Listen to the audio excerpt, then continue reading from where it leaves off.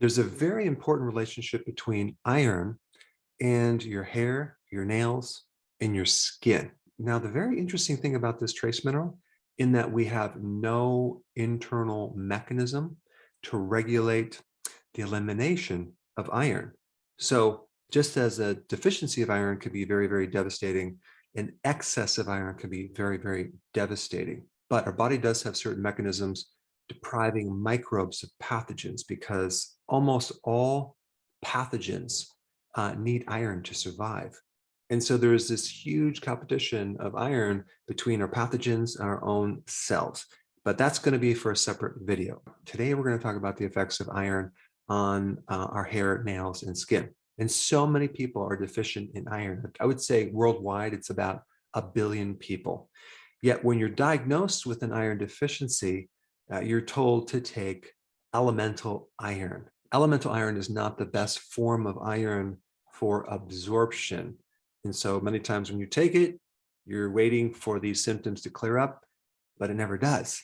And then you ask your doctor, well, what's the root cause? Why am I iron deficient? And they might say, well, you're just anemic. All right, then why do I have anemia in the first place?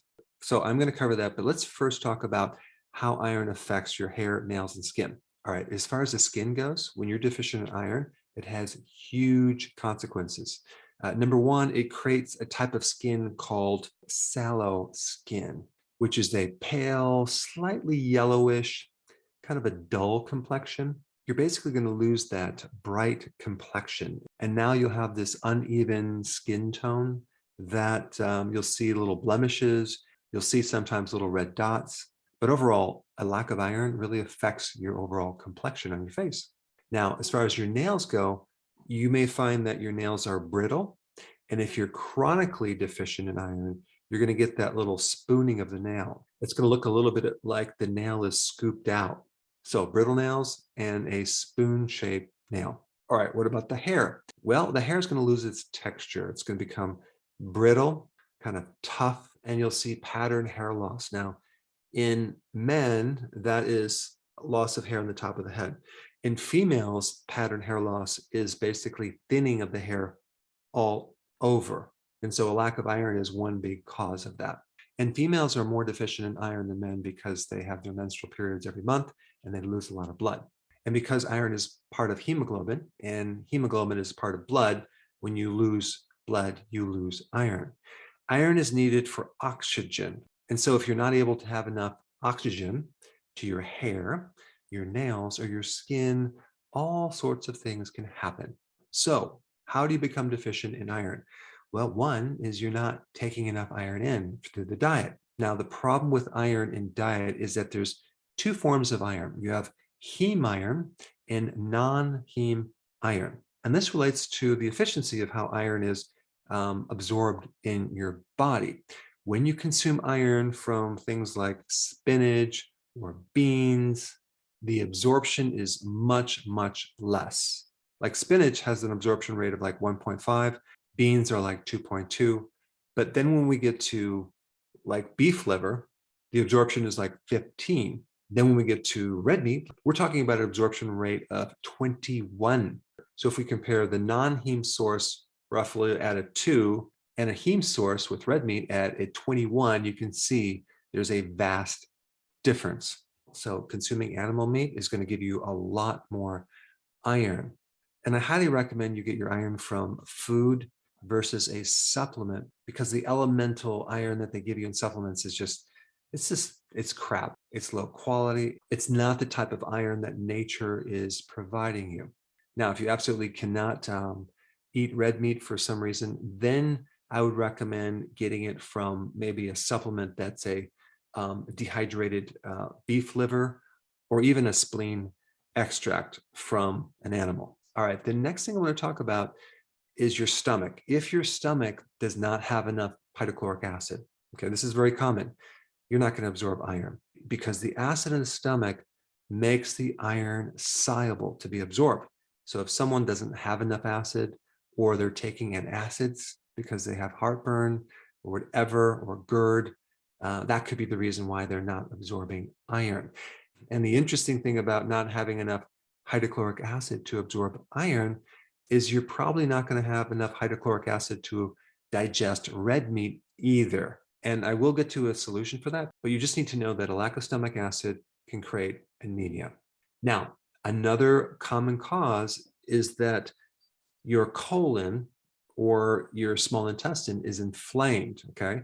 Any type of inflammatory gut issue will block the absorption of iron, as in IBS, Crohn's, diverticulitis, irritable bowel syndrome, etc., etc.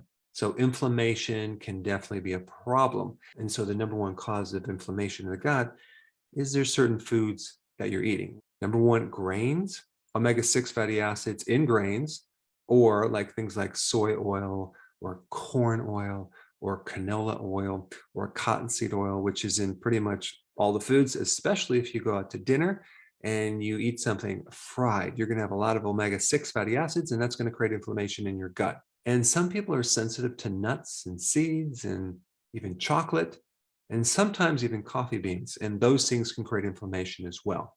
So if a person is eating a lot of peanut butter, for example, and they feel a lot of bloating or stomach pain, that could be an indication that you have inflammation in your gut. All right, the other thing that can block iron is something called phytic acid, which is in grains, beans, legumes. So if you consume a lot of cereal, for example, that could be the reason why you're not absorbing iron, because of all this phytic acid. If you germinate nuts, like let's say you soak them overnight and then you dehydrate them, that will get rid of a lot of the phytic acid. Or if you sprout the seed, you get rid of the phytic acid. Also, too much bran, the fiber in grains, can block iron, as well as too much copper. If you're taking a lot of copper, that can block iron. And also if you have lead in your body, that can block iron. All right, and the next one is blood loss. So menstruation is a common cause of blood loss.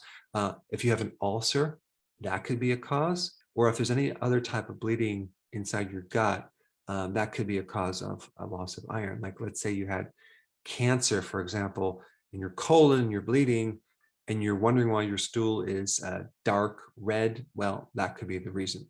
If you had gastric bypass, okay, that could be the reason why you're not absorbing iron.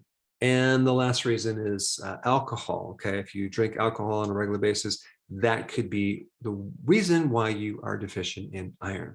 All right, so here are things you need to do. Number one, start consuming red meat if you can, okay?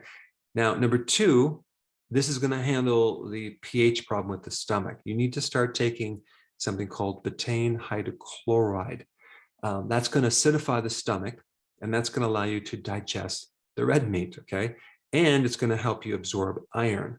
So more animal meats and betaine hydrochloride to acidify the stomach. And I would also recommend, if you're going to take betaine hydrochloride, to take 5 to 6, maybe even 7 before a meal, because I found you have to take a little bit more of it to really have it work. It will take a period of weeks, maybe even months, to fully correct.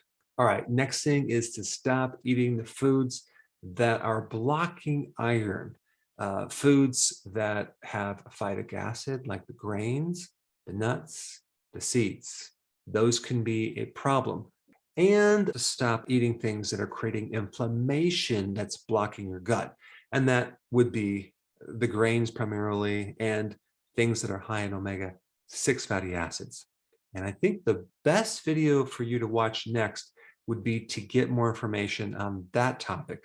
So I put it up right here. Check it out.